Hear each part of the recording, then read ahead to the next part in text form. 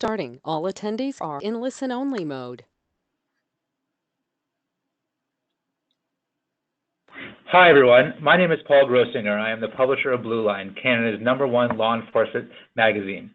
On behalf of our content partner, BlackBerry, I would like to welcome all of you to today's webinar, How BlackBerry Secure Technology Enables the Continuum of Emergency Response. Today's webinar will focus on the unprecedented challenges today's public safety and policing organizations are facing, and how law enforcement professionals can use technology to improve collaboration and communication, data sharing capabilities, and expedite their decision-making processes in their daily battle against crime. BlackBerry is a leader in developing technology for the public safety sector, and I am excited to introduce BlackBerry's James Asser and Sanisha Patkovic as today's thought leaders and presenters. Sanisha is Vice President of BlackBerry's Government Solutions, while James is the Director of Public Safety at BlackBerry. Everyone, Sanisha and James. Hello, this is Sanisha Patkovic from BlackBerry, and welcome to our webinar called BlackBerry Transformation Use Cases for Public Safety. Together with me on the line, we have James Asser, who also works for BlackBerry. And James, could you please introduce yourself? Yep, thank you, Sanisha, for inviting me today. So my name is James Asser. I work as a Senior Account Director focused on blue light in the United Kingdom. So kind of a little bit of background for myself. I've spent 18 years in frontline policing as a district commander. That role kind of had a multifaceted kind of a purpose. First of all, I was the operational command officer, normal kind of policing response you expect to see. And then I also performed for 2 years the mobile IT director, which was developing the force's strategy for mobility. And obviously kind of looking at the challenges around mobility. In fact, I'll share, Sanisha, very quickly with you a couple of really quick thoughts about that particular role, if I may. A couple of challenges were it's around the rapid pace of technology, isn't it? I mean, if you look at kind of spending 6 months testing a piece of technology and 6 months buying a piece of technology, you're probably going to find out by the time you get there it's 6 months out of date. So one of the greatest challenges I faced there was actually kind of keeping up with the pace of technology when you work for a public sector employer who's kind of not used to that kind of pace of change. We're used to the big kind of heavy kind of architectural kind of desktop estates refresh, but mobility was a bit of a challenge for us. So that's my background, 18 years in the police, and now I spent 3 years with BlackBerry focused on bringing the vertical together for the UK police market. Fabulous. Thank you very much, James.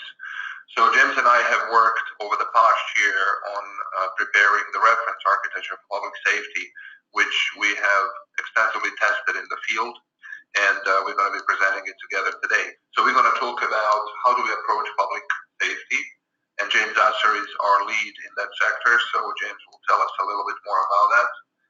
We're going to talk about some drivers in public safety. We have a few statistics to share.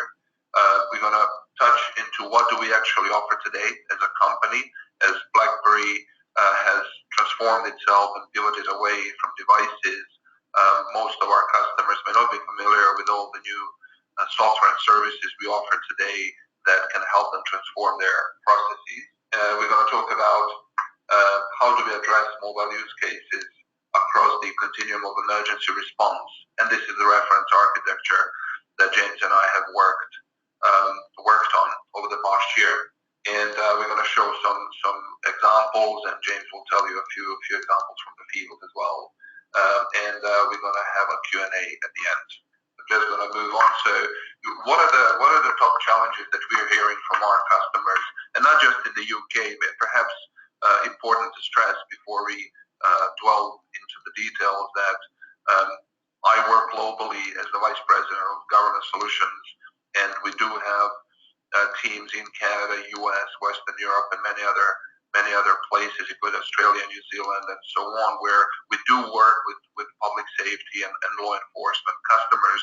And what we've gathered as the feedback, and what I'm showing here, is essentially unified feedback from that community. And as you can see, some of the top things that they've been asking of us over the past few years is that better commander awareness is top of mind.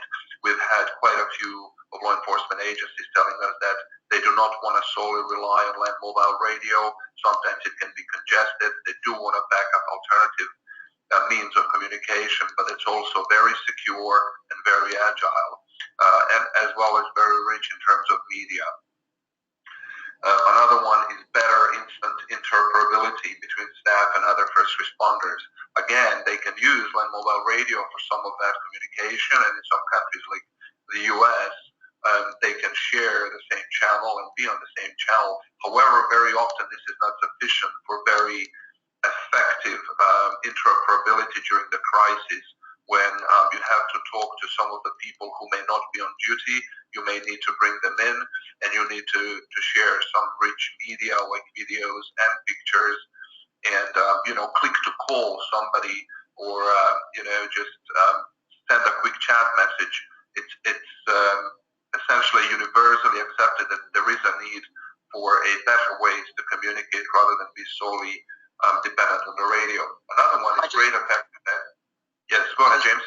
So I just drop in there really quickly. One of the interesting facts, when we did some research in the police force, and we looked at that click to call, it's quite an interesting point. Actually, we observed some police officers, and they were quite often they would reach for their mobile phone whilst at the desk.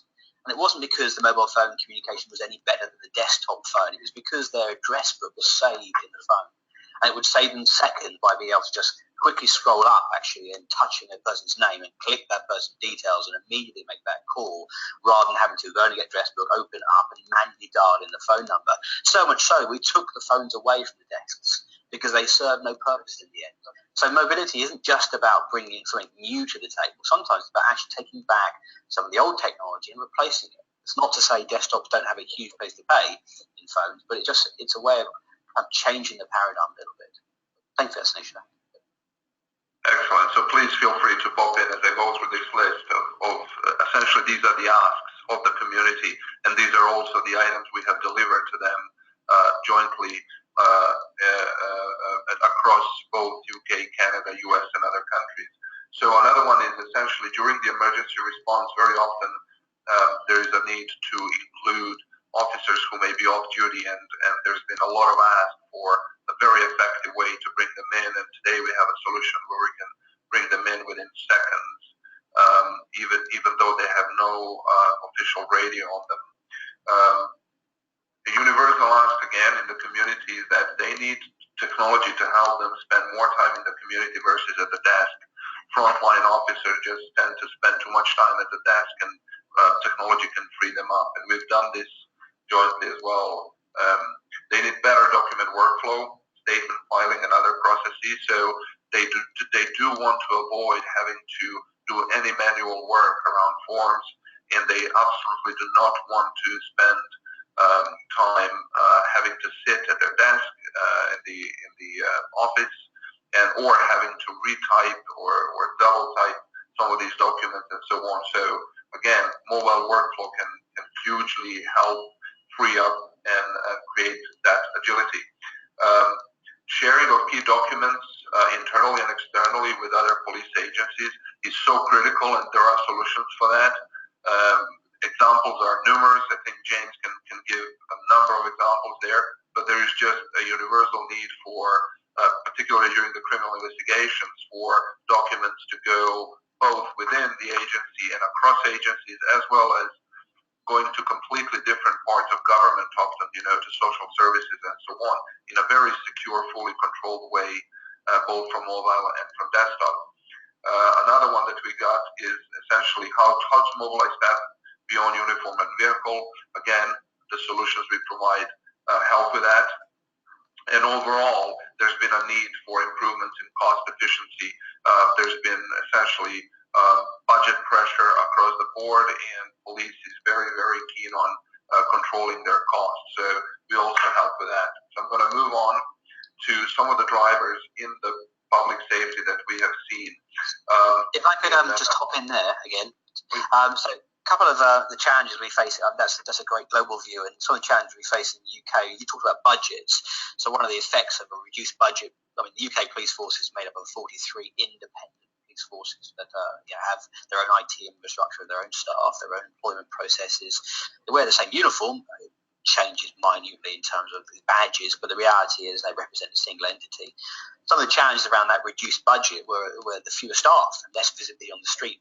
And actually we tend to find that we they're very professional members of staff that had 10, 15, 20 years in service, ended up in roles very much at the back of the house in terms of operating in the kind of the certain CID departments. So the kind of need was not just about reduce budgets. How do you then professionalize the front line? How do you pass information and share knowledge and experience that may well be at the kind of in the stations actually onto the more kind of field operatives? Second one was consumer demand for technology. There's a huge driver, Tanisha, for the consumer element. You know, people join the police forces now, they are still 22-year-old, 23-year-old people that have grown up with technology. And when they join the police service, they're quite often met with a kind of a stifling effect because technology doesn't replicate their consumer experiences. The radio has been around for many, many years, actually. And it kind of, it's not a new system. We also found that security was a kind of an inhibitor for many mobile programs because without a really secure platform and proposition, adoption was very slow, and the ability to collaborate wasn't as fast as we had hoped it would be. It isn't always that though. Sometimes it actually is. One of the examples I gave once, I remember, is many years ago. I presented it's around technology. I presented a kind of an argument about how to better use technology, because security underpins everything. If a system isn't secure, people won't use the elements it comprises of. So example was, we take imagine in your mind a large box, and in there are smaller boxes.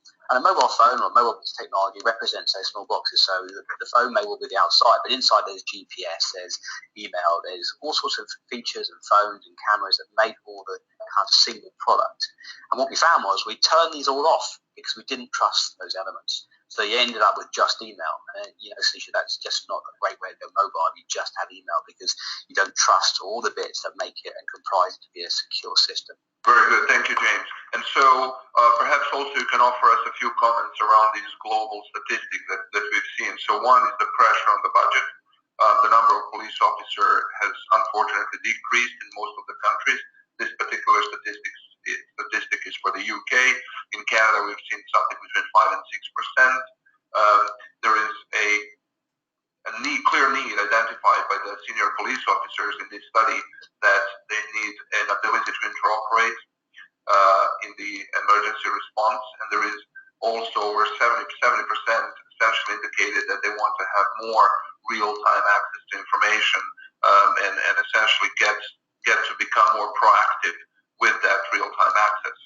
Yeah, as you said, the decrease in police officer population has meant there's less visibility on the street, and that kind of second statistic, this need for interoperability, kind of feeds back into that because no incident is just a single entity. It isn't just the police service. If you take a standard road policing crash, that would involve the police service. That would involve perhaps a fire service for obviously for vehicle recovery, a highways authority, United Kingdom. It involves a huge raft of players that, if brought together effectively, if brought together in a time-critical fashion, you can reduce the cost because you don't end up over-deploying resources. So, for instance, you mentioned earlier about commander awareness.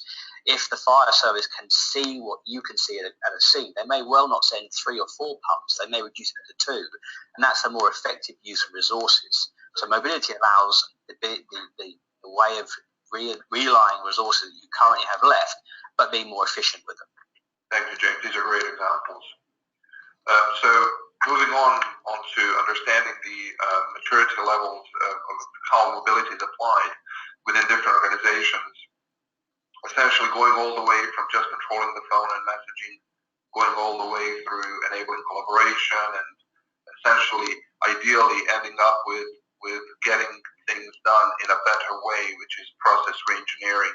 We have customers in all stages of this, and we help them move very quickly from very simple situation where they are just bringing bring your own phone into the office, and they have manual forms. We move them very quickly to the right, where they suddenly have mobile access to information, real-time access to information from their phone, to give them essentially a secure real-time chat, secure document flow, and other features they need to essentially completely change and transform they do their day-to-day job. So it doesn't matter where you are on this cycle. The solutions today are prepackaged, mostly off the shelf, and very easy to implement with a very little IT work needed, so you get up and running in no time.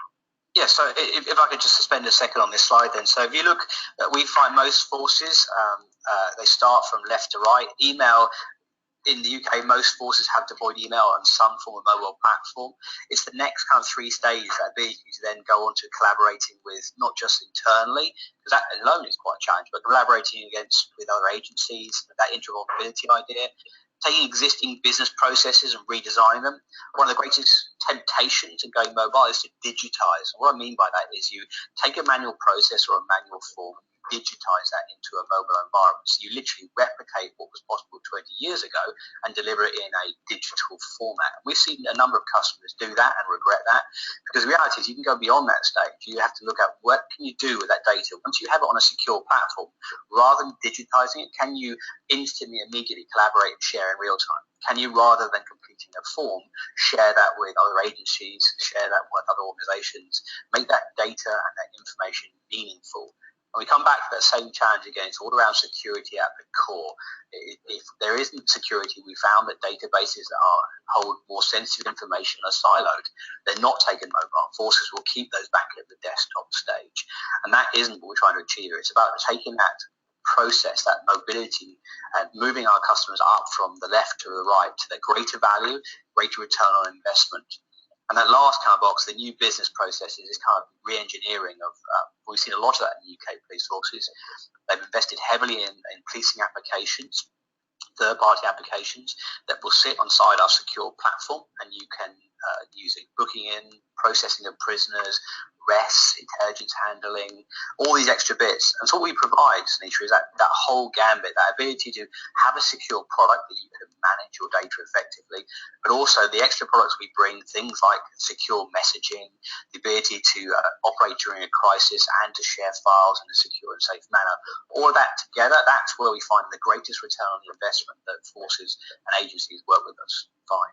Absolutely true. And we've recently worked with a customer in the UK where we've seen some amazing improvements in the business process reengineering, where some of their frontline officers have reduced the time they're spending on certain types of forms and filing certain types of documents. They've reduced them by half, essentially from 90 to 45 minutes, and forms filing statements for missing persons, they reduce from 60 to 10 minutes and so on. So these are the true transforming experiences where they do not need to come into the office. They do not need to have that permanent desk in some cases once they're mobilized their apps and are able to do all of this on the go. So I'm just going to move on for the sake of time. So BlackBerry today, after we have moved on from essentially pivoted away from hardware, BlackBerry has acquired a number of companies, and today we have the leading portfolio of enterprise software in the industry to help with a wide area of mobile and workflow tasks. And the goal is that BlackBerry is a one-stop shop for the public safety organizations when it comes to managing mobility, when it comes to securing mobility and enabling workflow and real-time communication. And security, in our case, comes deeply embedded, built into every product. And I know James mentioned several times how security is critical in the public safety domain. What we do on our end to leverage our 20 years of experience in securing data transfer is that with BlackBerry, there is no need for IT to do any sort of plumbing, any sort of additional investments when it comes to security. The products like real-time chat, like file, sync and share system, BlackBerry workspaces, they come with security deeply embedded in the product, or what we call contextualized security, and the security follows the file and the security follows the chat. There is no need for VPN changes, firewall changes, to allow somebody who's outside of your organization to be able to have secure chat with you with a government-grade security. So BlackBerry today offers a wide portfolio of products, and some of the most popular products, particularly in BYOD environments in public safety, include BlackBerry Dynamics, which comes with its own SDK, where you can deploy secure applications for all sorts of back-end access, such as forms, and real-time access to information, including criminal databases and so on. So BlackBerry UEM, worth mentioning today, supports a wide range of phones and desktops. It provides built-in security as well, so there is no need for acquisition of additional VPN software and VPN clients for your phones. Essentially, with BlackBerry UEM, you're able to do both MDM and containerized management of the information on your phone, and you can as well manage both corporate and owned devices and bring your own device schemes and still have dual data separation on the phone, which is crucial for managing the privacy of the end users.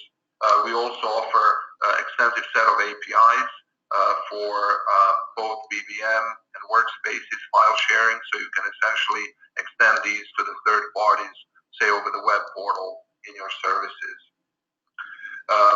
Just a quick word that we continue the leadership in the industry when it comes to security certification and security approvals.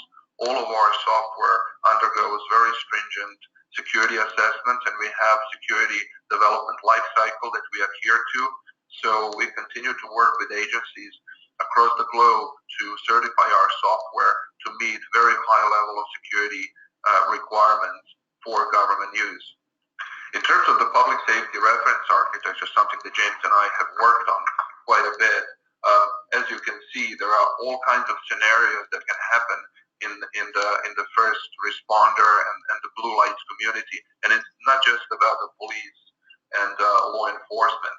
And there are a number of use cases that we help improve, and you have them listed on this slide. These are typical business processes that you see when you look at an emergency response end-to-end. James, would you like to provide a few comments? Yeah, so the slide shows quite clearly, first of all, that field operatives, field officers don't work alone. They don't work in isolation. They work not only with their colleagues across the force, so they need to get information from their supervisors, from specialist units that range from specialist knowledge workers, so for investigation teams, right through to those that can deal with forensic recovery. But they work with their agencies. They work with the fire service, the ambulance service. They work with the health authorities. There's a whole gamut of people they work with in a regular daily basis. And there are a couple of challenges with that. First of all, that particularly here in the UK, they operate in isolation. They have no shared IT, no shared resources. They don't even share the same radio channel. So the reality is that there's the first challenge. And the next one is there's a need to operate in real time. There are few resources. So the ability to speed up an investigation, the ability to recover data quickly, the ability to engage with victims of crime quickly, that is a key driver because that will reduce the operational costs. It keeps the forces visible more often. So it's around actually, we looked at before, a simple road traffic accident, you see in the bottom there, a simple accident basically takes up the resources from a whole wide range of agencies. And it's from the police, the fire, the recovery, the highways, the accident investigators, scenes of crimes investigators. So to reduce the costs, it's around how do you share information freely, how do you share it quickly, but how do you share it safely? Because what we found in the UK issue was they were reluctant to share information when you couldn't guarantee it's kind of how it would be handled by the end recipient. And that was always a challenge. There is a driver to share information, but there is a reluctance when there isn't a security at the core concept. If you move on to the next slide, if we be so kind. We can see here, this is a life cycle basically of an emergency response, right from the dispatching of a unit right through to the prosecutor's office on the right-hand side there. So you've got instant command, evidence gathering, supervisory awareness, criminal investigation, and data and court management. I'm going to focus on two, if I may, and that's the incident command and this supervisory awareness. Two of the key kind of concepts for the UK police. How do you give supervisors an awareness beyond radio communication? Radio isn't very rich as a form of communication. It is literally voice. Therefore, being able to ask questions of a field operative isn't actually very fulfilling because their detail, their descriptions are based on personal context and also quite often what's taking place around them. So it's very hard to hear what's taking place. It's very hard to gauge what's happening. And as an incident commander myself, I remember on a number of occasions having to spend a lot of time trying to visualize what was taking place. And this incident coordination as well is a key concept. The ability to user resources in a meaningful fashion. Rather than sending 6 or 7 units to the same scene, having the ability to get forward momentum, be able to see what's taking place in the scene, and then re-resourcing units in different areas is a key concept for us. You'll see here basically the supervisory awareness, the patrol officer report, and you can see where it goes through the pictures and videos. So how does BlackBerry help here, and how is it helping the UK? So we've got about 8,000 users currently in the United Kingdom that range from different police forces, and what we provide them is something called BlackBerry Messenger for Enterprise. And this is a product that allows mobile operatives using iOS and Android devices.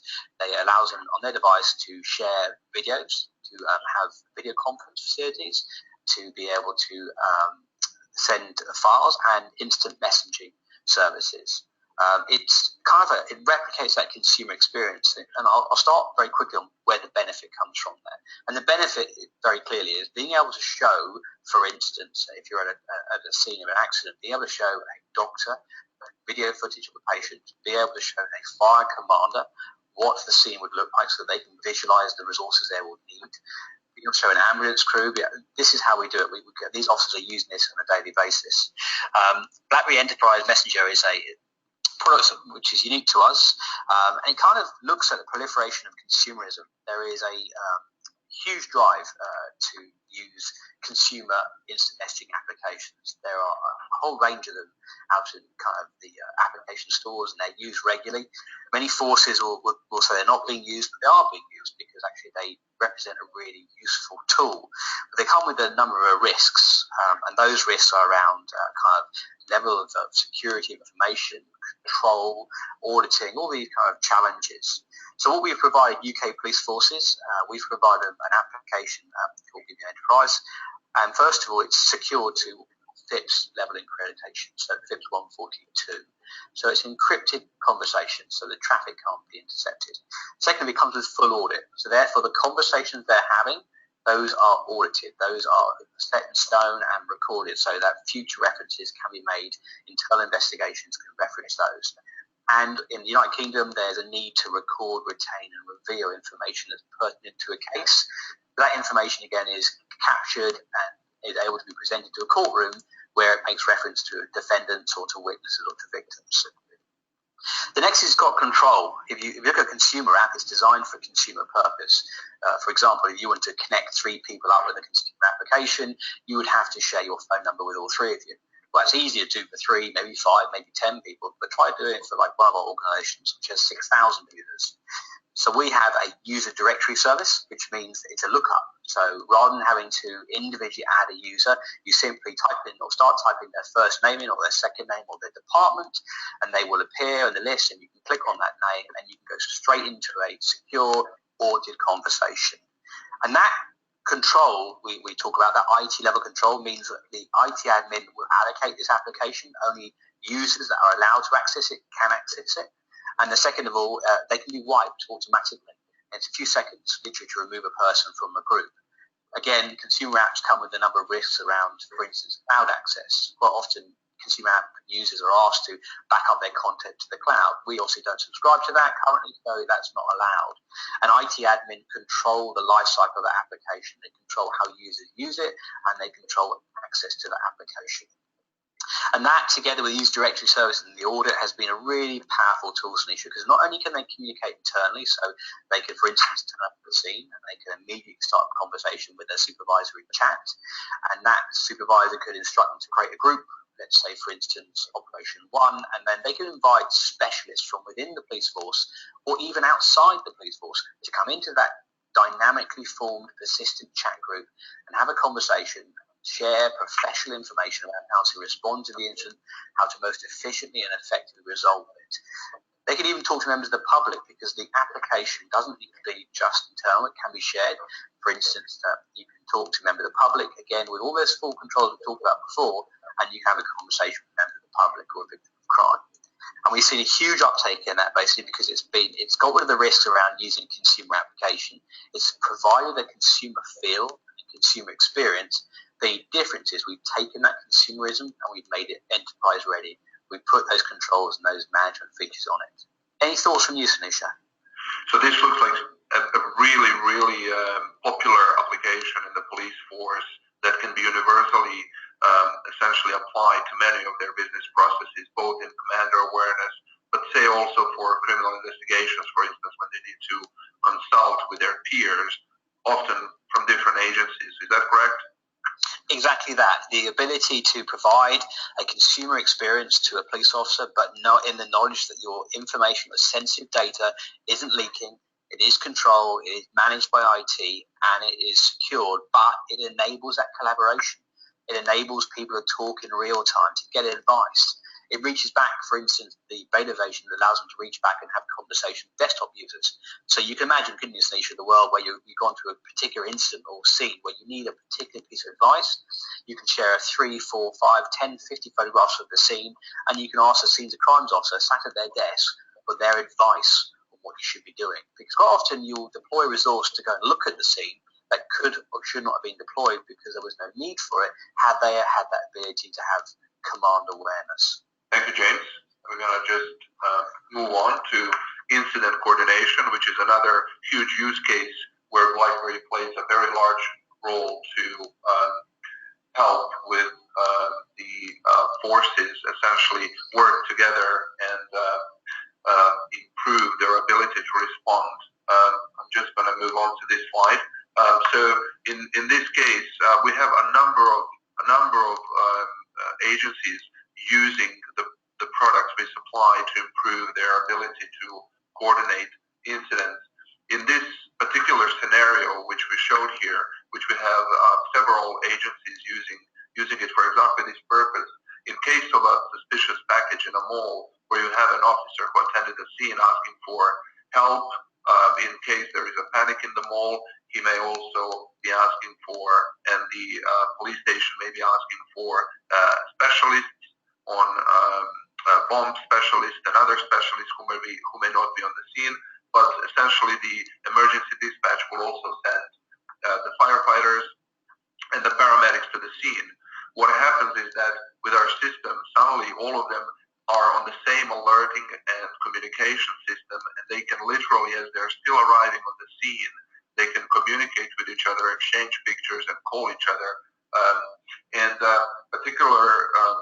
One particular feature to underline here is that the ability to sign up officers who are not on duty, that happens very often, and essentially in case there are additional officers needed on the scene who are not available right now, what the headquarters can do, they can issue an immediate alert which would go over secure channel to multiple ways, which can be over the phone, it can be over the smartphone app, to officers who may be at home or in a park, and they can immediately respond and sign up to essentially go attend the scene. They will also receive immediate information around where the incident is, and the coordination happens essentially within 60 seconds. The problem of signing up officers off duty is resolved.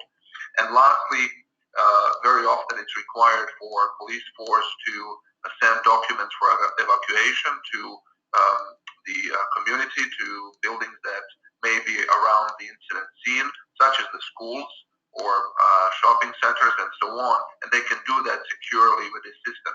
They can essentially add anybody in their area of responsibility to their system as stakeholders, and they can choose how they share information with them during the incident. James, would you like to comment on this? So, thanks, Nisha. So what we've seen recently, we've seen a number of tragedies involving terrorism around the world recently, most recently in London and Europe. And what that's kind of required of many police forces is an ability to operate during crisis as a single entity across many forces, many agencies, where information flow is a key part of it. It's how do you pass information in real time? Not near real time, we mean real time. Every second counts.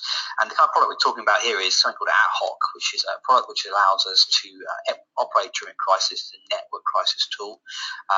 And its kind of value is around its ability to allow multi-agency operations and that kind of key concept of interoperability. Lots of the challenges we've mentioned already around no shared IT, no shared resources, the need for that real-time information. So I take you through an incident very quickly, and I can kind of articulate how the value comes from that. Is the ability to reach out to your organization in a single click of a button solution. The ability to, this system is AD driven and connects to your Active Directory service and linked into your HR database. So the first kind of step of any kind of crisis is to be able to inform your workforce. The problem is quite often that the tools currently in place are either focused on just texting or just radio alerts. This system covers all modalities, from radio to text messaging to email to push notifications to alarms and sirens. A single console, you can send a message out to the entire workforce, and it's bi-directional. So you can say, if you require assistance, press 1 now. For those with mobile platforms, you can actually ask them to check in. And what I mean by that is their presence will be alerted onto the command control system, and you will see your entire workforce appear on a map. And you can actually see where they are to be able to respond more effectively. Its ability to drive resources more efficiently as well, the ability to tell the system that you're looking for a particular skill category. It could be in policing terms a particular riot police officer, it could be in medical terms a particular healthcare professional or a particular paramedic. You can tell the system you require a certain amount of resources, and the system will go away and find those resources. It is a huge business analytical engine, and it will provide the right level of reports for the right level of management. Senior level management will get a very kind of high level view, but actually goes right down to the granular level in terms of who responded where, when did they respond, or what modality did they respond on. And you can push that messaging out, you can resource your incidents, you can target more effectively, you can use the geolocation services to target on maps your messaging, you can focus the messaging on your organizations, and you can drive the resources to it in a much more efficient manner. And we find the ability to do that, it's all time critical. And also it's about passing information to other agencies. So the example we used most recently is if you look at the tube structure, using if you have a particular area you'd like to cordon off as a police force, one of the first things you want to do is prevent the tube delivering more people, thousands of people in over a few minutes to the same area. So it's about passing that message straight to, let's say, the tube service or to a particular transportation link. And that product allows us to do all of that, and it does it, and it's designed to do it in seconds rather than taking hours. It is truly an amazing product. So this quickly just captures one of the use cases with one of our U.S. Customers. So we improve the ability to respond on and off duty, ability to check in for off duty officer, much faster time to scene and coordination between different forces, as well as collaboration with rich media, which includes both first responders, the blue lights, but as we said, and as you mentioned, James, it can be extended to anybody who can help with the incident very quickly. So we're going to move on to our next use case, which is criminal investigations. And I'll let you, James, lead through this. Okay, so you look at the kind of scenario basically from a criminal investigation. Again, it's a number of actors involved, from forensics to interviews and interrogations. And what we're looking here is the output of all of this generally is material. It's going to be quite often, if it's not forensic in terms of nature, it'll be physical paperwork quite often, because lots of organisations I work with in the UK, and we've got 43 UK forces, lots of them still have departments, still use manual paperwork for a variety of reasons, or they use digital forms and they digitise that manual paperwork. But the question is, how do you share it? How do you effectively move data from one place to the next? Just look at the challenges around it. What are the challenges in sharing data? First of all, sharing data safely. You have to trust the end individual. You trust that they're going to misuse your information.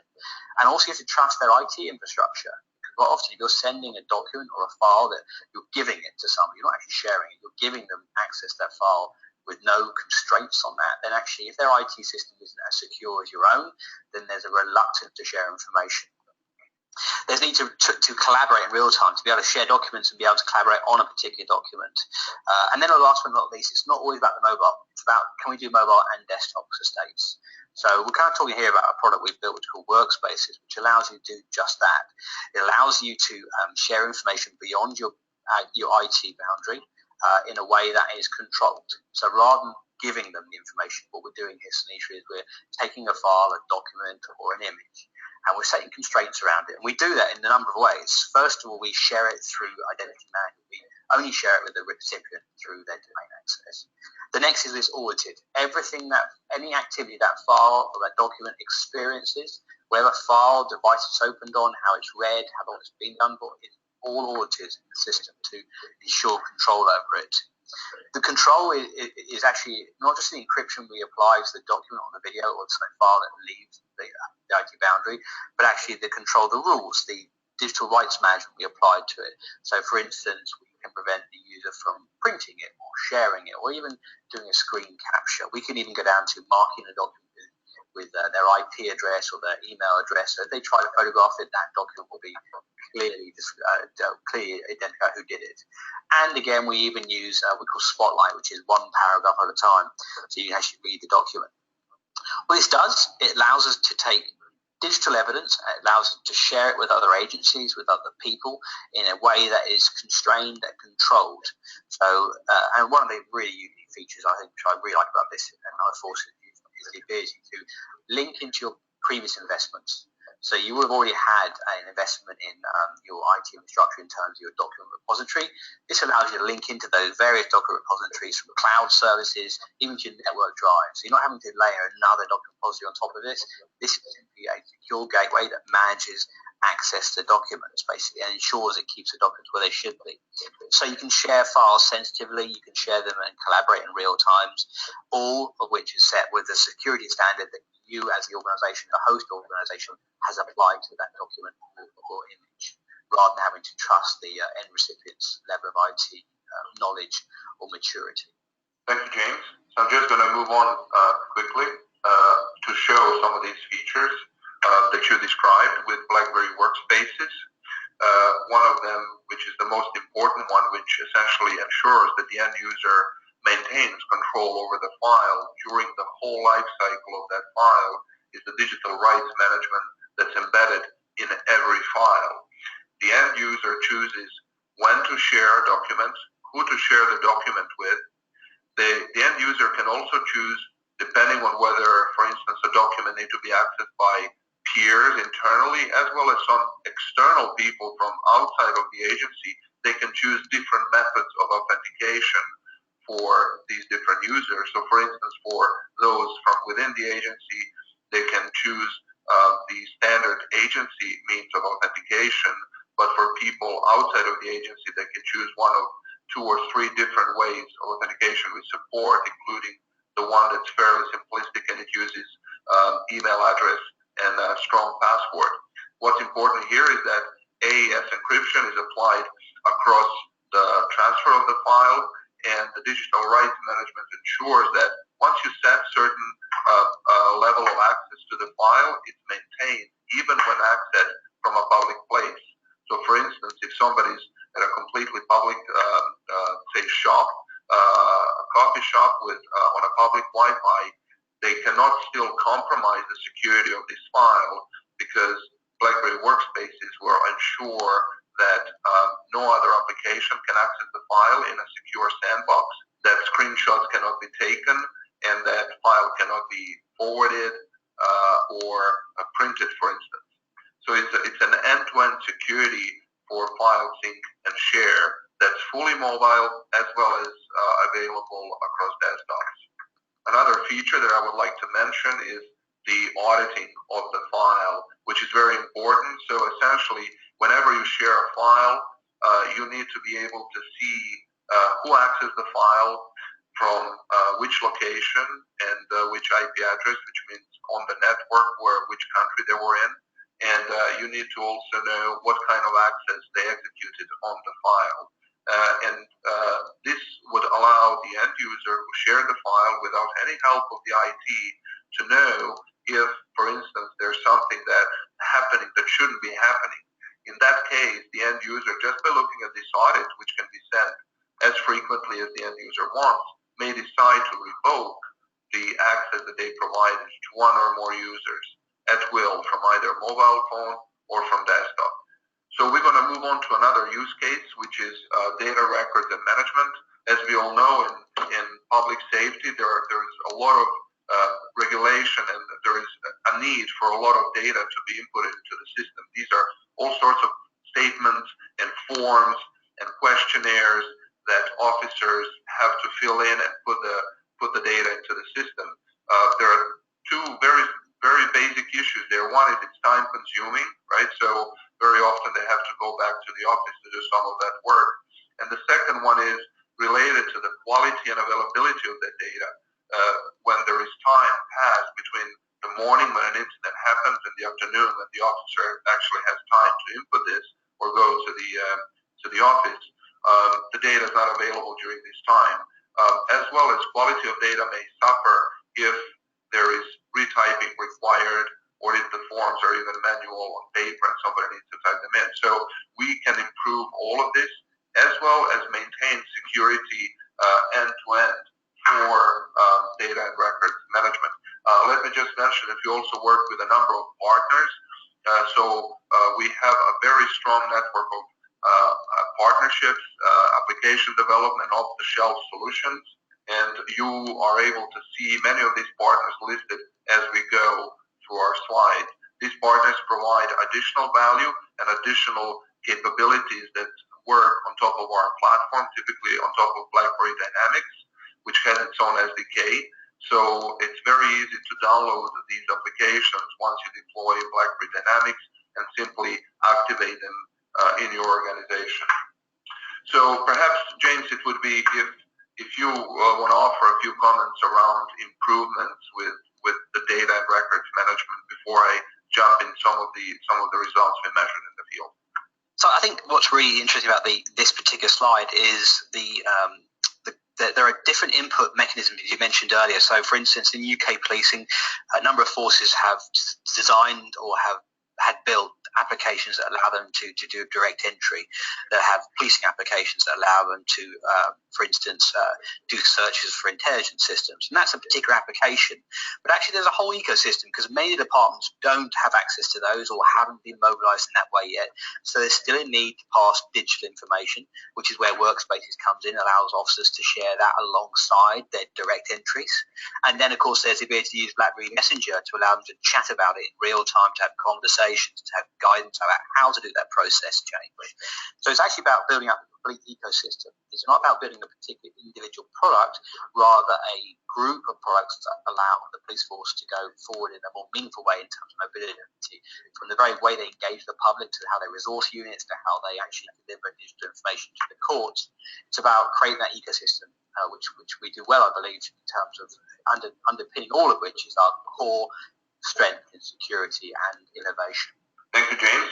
I'm just going to quickly touch on some of the results we've measured with our partner, AMS Consulting, who have done an excellent project with a very large metropolitan police force in the UK with an application that was put on their phones to help with the police officer workflow. And some of the results are simply astonishing. As you can see, the statement process went from 90 to 45 minutes. Recording and updating report of missing persons went 9-fold from 90 to 10. Recording and updating general incidents from 30 to 5, and recording and updating crimes from 75 to 30 minutes. Overall, there is a huge gain in agility that has happened over there, and the frontline workforce suddenly has all this time available to be out in the public and be more proactive, which was the end goal. So secure applications can truly transform the police workflow and police processes and help achieve that goal of proactive policing. I just would like to quickly touch on two products that enable this type of transformation to happen. The first one is BlackBerry Unified Endpoint Manager. So it's a product that we've been developing for over 15 years. It's a software product that can run both on premise and it can run in the cloud as well as on third-party clouds such as Microsoft Azure, and it manages all endpoints from a unified console. It's super simple to use. It's very easy to deploy and get up and running, and essentially it allows you to manage iOS, Android, Windows 10, macOS, and BlackBerry devices from a unified console. It can allow you to manage bring your own device scenarios, as well as company-owned personal enabled and company-owned business-only devices. So it's essentially for all scenarios, and it can also support all of these simultaneously. So you can decide to go with all three if your environment requires that.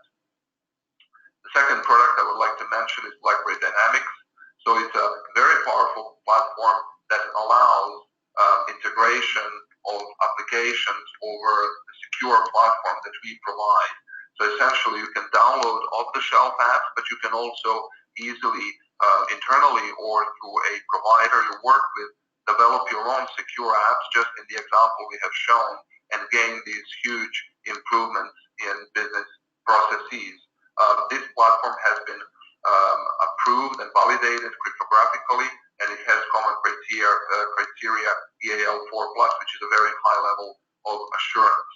It's one other thing worth mentioning is that it allows you very consistent interface across all devices. So essentially solves the problem in BYOD where you have people carrying multiple devices and they end up with different interfaces, and it's very hard to support. This completely solves the problem because they have unified access to email calendar, but you can deploy the same app and have the support essentially have a very simple way to support the whole force through BlackBerry Dynamics. These are additional benefits. There are many benefits that we have seen in the field. These are additional benefits that our partner AMS Consulting has gathered in their project in the UK.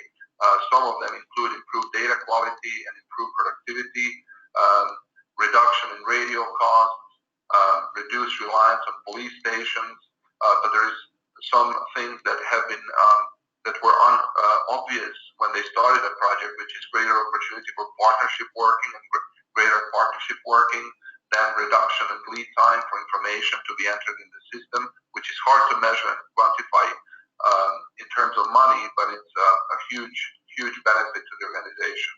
The most important benefit they have gained is the agility and improved visibility with public. There are a number of partners, as I said, we work with. This is an overview of these partners, and they can help you all the way from two-factor authentication, which is mandatory now in Canada and some other countries, all the way to different types of document management and essentially workflow, forms for workflow. So to wrap up, we have seen that secure mobility is an absolute requirement across public safety. So secure platform that has security deeply embedded, we deliver that, and we have seen a number of police forces. Maybe perhaps James can tell us a few more stories from the field, but we have seen in the UK the software portfolio of BlackBerry essentially enabling this transformation across probably at least 1/4 to 1/3 of police force just in 2016. James, any final comments from you? Yeah, I suppose what we've seen, Sneesha, is a growth from that we went back to that original slide around the kind of the return on the investment, the growth from pure email through to obviously greater collaboration and line of business applications. That's where we've seen the UK forces go. We've seen them looking at kind of mobile device management, and that's the starting point. But actually, the reality is, that just locks the content. What we're looking at now and working with forces is many have brought multiple products which allow them to collaborate in real time, to share information in real time, to be able to do their line of business applications on a secure device, a mobile device, and to be able to protect documents when they're shared with other agencies. All of which kind of, and when we talk about ROI, what we mean is about reducing operational costs to police forces, improving their case outcomes, and then last but not least, the increased visibility and public engagement. And that is what the true power of mobility has been for the UK police market. This is where we've done really well, and we've worked with agencies and driven that kind of message across this. That's where we start at the kind of the initial stage of mobility and up to that Continuum. Thank you, James. So to wrap up, all the way from emergency dispatch, all the way to the prosecutor office, throughout the different business processes that are part of the broader emergency response, we offer true and tried solutions to help truly transform business processes and get any kind of police and public safety organization very quickly on that maturity and growth curve to get very quickly to the phase where they can truly transform within weeks after deployment and gain the benefits of secure mobility and secure workflow with BlackBerry. So thank you for your time, and we're going to open for Q&A. Thank you, James and Tanisha, for such an informative discussion and for sharing with everyone your insights and experiences on how technology can improve public safety in Canada.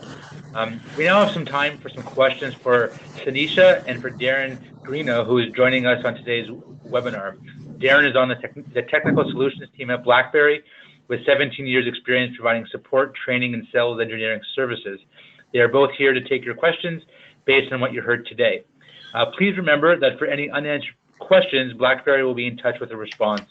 The first question we have is there a way to enable BYOD devices for secure fieldwork?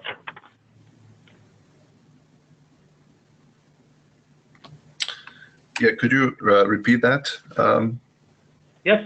Is there a way to enable BYOD devices for secure fieldwork?